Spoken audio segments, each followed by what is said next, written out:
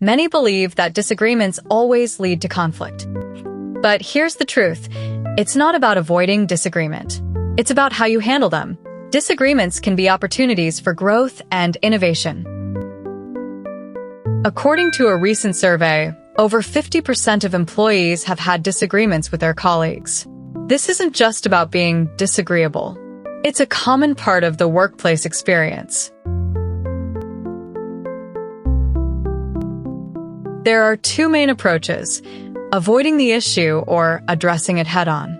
Avoiding it might seem easier, but it can lead to resentment and bigger problems later on. Addressing it head-on can actually strengthen your relationship.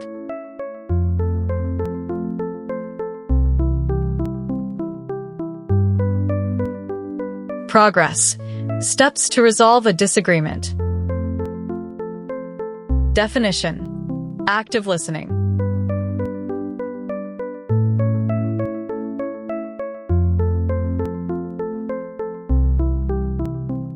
What makes a good teammate during disagreements? It's not just about being right. A good teammate listens actively, shows empathy, and seeks common ground. Disagreements don't have to lead to conflict. They can actually be a catalyst for improvement when managed well. But they only become conflicts if not handled properly. Think of disagreements like cooking. You need the right spices to season your argument, enough heat to make it interesting, and a willingness to blend flavors to create something new.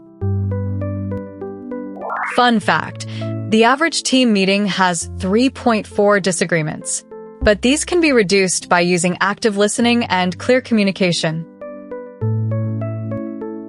Think of each disagreement like a plant in your garden. With care, it can grow into something beautiful.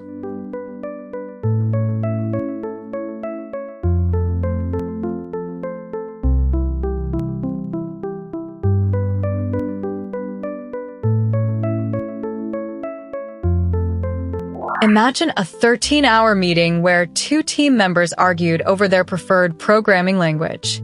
It's a reminder that even the longest disagreements can lead to something productive.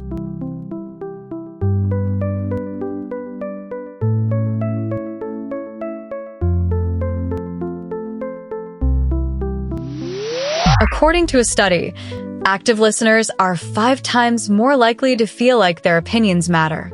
This can lead to a more collaborative and productive work environment. Which part surprised you most? Tell me in the comments.